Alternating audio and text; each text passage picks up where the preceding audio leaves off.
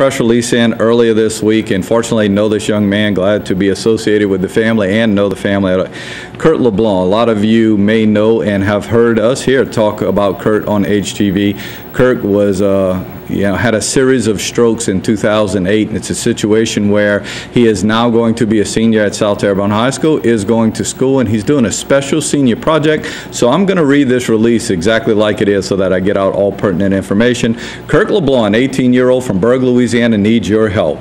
He is an honors senior student at South Terrebonne High School and is doing his senior project. His project has to be a paper followed by a product. In September of 2008, Kurt had a series of strokes, robbing the 4.0 student, then a football and baseball player, of even the slightest movements. Gravois Troop C, now that's the Gravois Foundation, later sent Kurt and two of his brothers to see the Saints win their first Super Bowl ever. It was a dream come true for him, and he will always be extremely grateful. So for his senior project, he is holding a raffle. All proceeds will be going to Gravois Foundation to help someone else's dream come true, just as Kurt's did. Drawings will be held in April. The exact date is to be announced. Any donations for prizes would be greatly appreciated. Thank you so much, and God bless. Kurt is a special young man. Again, he is going to school. I know his mom goes in every day and helps him get from class to class over at South Terrebonne High School. He is still maintaining a 4.0 grade point average, so he is doing great. But more than all of that, he's such a good human being. He is doing his senior project on giving back. He wants to give back to the Gravois Foundation. So if you would like to donate anything for him to use in his raffle, you can get in touch with Kirk at KURLEB10@yahoo.com. He would love to answer your emails. Even if you just want to write to Kurt, I'm sure he would love to answer your emails, as he is very, very computer literate. He does a great job on the computer. So you might want to get in touch with him. If you want to go straight to Troop C, obviously Gilbert Dordor is the guy to get in touch with there. But this is a very noble thing that he is doing. He got, a very, very big award for all that has happened to him by getting to go to this game, but he feels like he can replace that reward for somebody else. So very nice thing to do. Go Kurt. He's a good guy. Good guy. Let's talk about the Hornets. Hornets put their schedule out, but they're in a lockout too. But we have to assume that maybe that lockout will end. The Hornets have a pretty good schedule coming up, folks, as a lot of their games early on are going to be at home. They open up November 2nd against the Bulls in the arena. Then they have 5 of their first 8 games in New Orleans. So they have a chance of really getting off on a good step here. The Miami Heat, because I know a lot of you folks out there like LeBron and want to see LeBron and Dwayne Wade come in.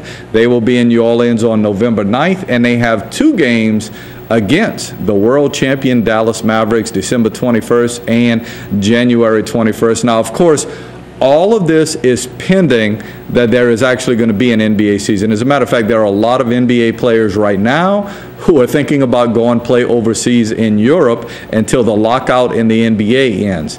There are also a lot of people who feel the lockout in the NBA is going to last a whole lot longer than the lockout did in the NFL. So there's a situation we don't see basketball at all this upcoming year, and I agree with the NBA, they had to put out a schedule.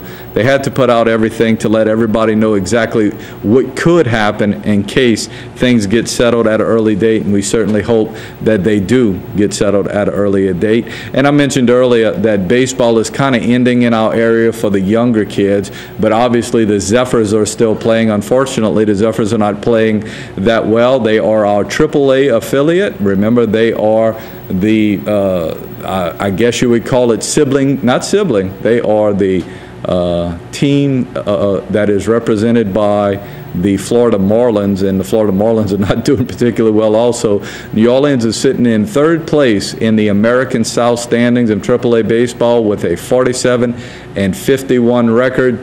Round Rock, which traditionally has been in last place in this particular division, is leading it all. They have a 58-40 record. Albuquerque at 50-47. Oklahoma City, the team that usually on top, they are 42-55. The Zephyrs are out of town for 2 road stands right now, so you can't see them in town this upcoming week, but they will be back in town next weekend. So if you have a hankering for baseball, Besides maybe getting out to Houston or Atlanta, our two closest professional teams, that's it right there, AAA, the New Orleans Zephyrs. It's always a good time to go to a Zephyrs game. Whether the Zephyrs are winning or losing, they do enough stuff to excite the crowd, and the entertainment is extremely good. Maybe you might want to go out and check out one of those, especially on a Friday night when they have the fireworks display, which, if they were playing at home right now, would be going on about right now live.